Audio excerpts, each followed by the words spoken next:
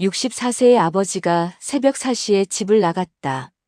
그리고 그는 자신이 40년 동안 살았던 집의 주소조차 기억하지 못한 채 겨울 새벽의 차가운 공기 속을 헤매고 있었다. 경찰이 발견했을 때 그는 집에서 불과 2km 떨어진 공원 벤치에 앉아 있었다. 두려움도 당황함도 없는 그저 텅 빈 눈빛으로. 이정민 씨는 그날 아침 전화를 받았을 때 처음에는 아버지가 새벽 산책을 나갔다가 길을 잃었다고만 생각했다.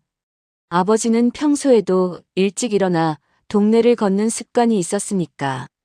하지만 경찰서로 달려가 아버지를 마주했을 때 그녀는 무언가 단단하게 깨지는 소리를 들었다.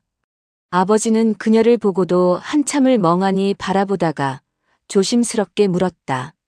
당신이 누구냐고. 자신을 데리러 온 사람이 누구냐고. 그 순간 정민의 세계는 천천히 무너지기 시작했다. 사실 징조는 이미 몇 달 전부터 있었다.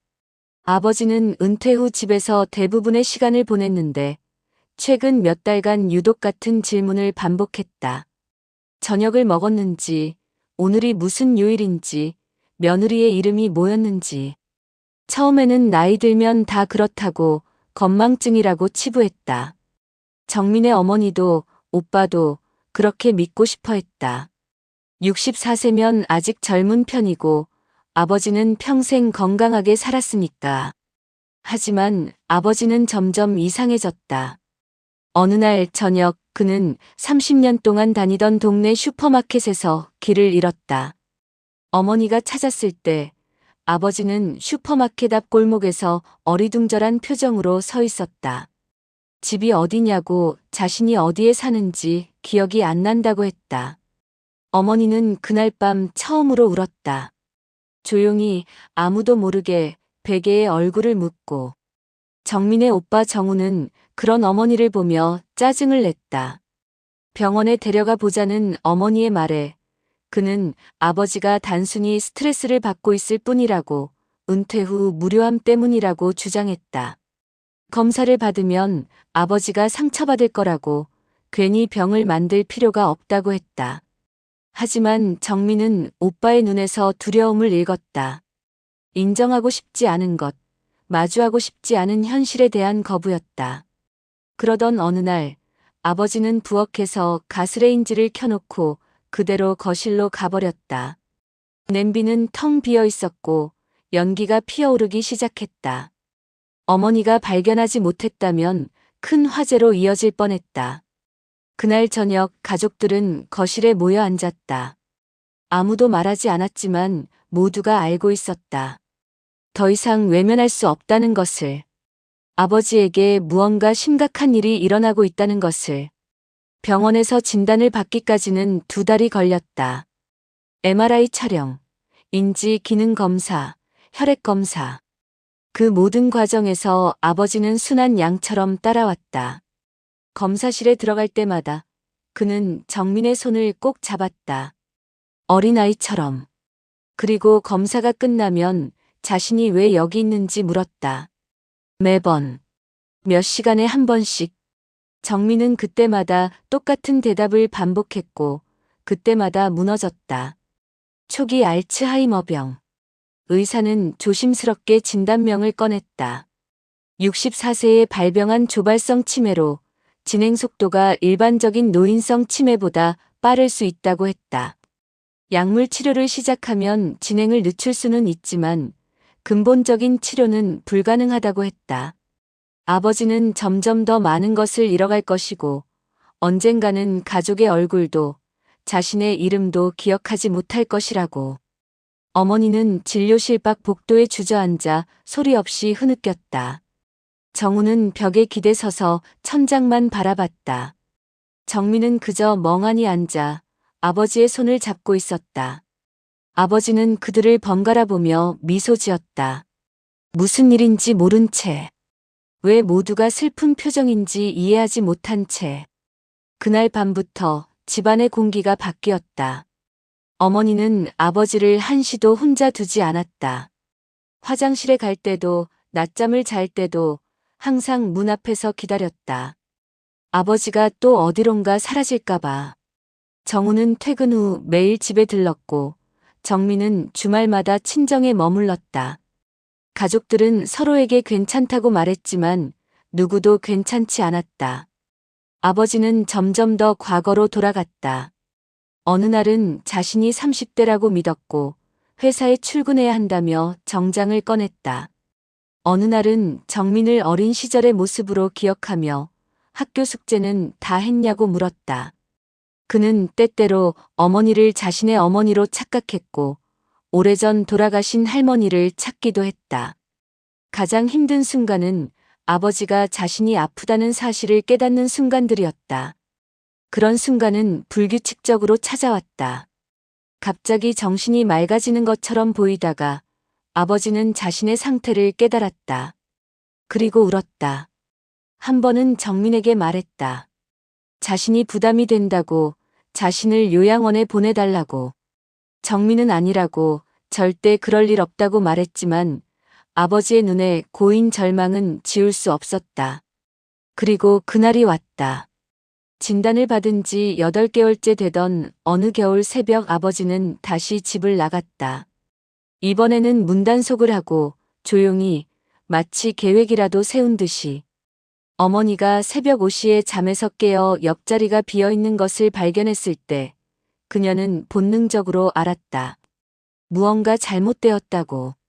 경찰에 신고하고 동네를 수색하고 지인들에게 전화하는 혼란 속에서 정민은 아버지의 서랍을 열었다. 그리고 그곳에서 낡은 수첩을 발견했다. 아버지의 흔들리는 글씨로 빼곡히 적힌 메모들. 아내의 이름, 자녀들의 이름, 집 주소, 전화번호. 그리고 마지막 페이지에 적힌 한 문장. 나는 짐이 되기 전에 떠나고 싶다.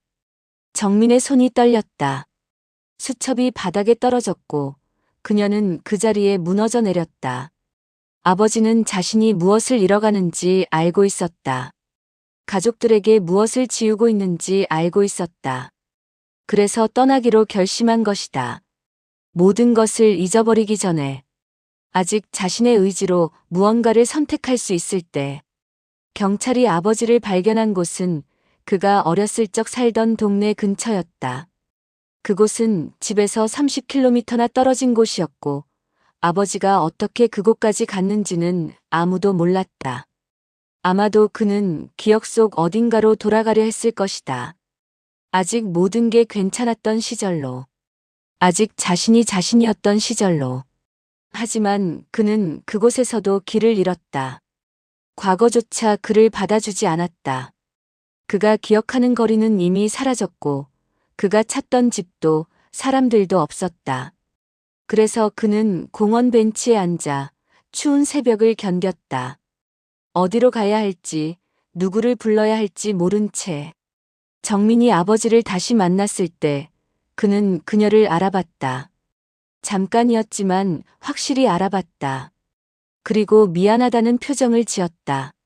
말로는 하지 않았지만 그의 눈에는 그 말이 가득했다. 미안하다고. 이런 모습을 보여줘서. 너희에게 이런 고통을 안겨줘서.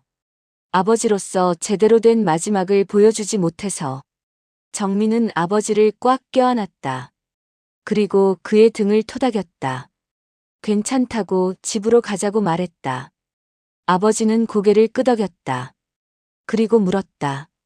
집이 어디냐고. 정민은 대답했다. 우리가 있는 곳이 집이라고.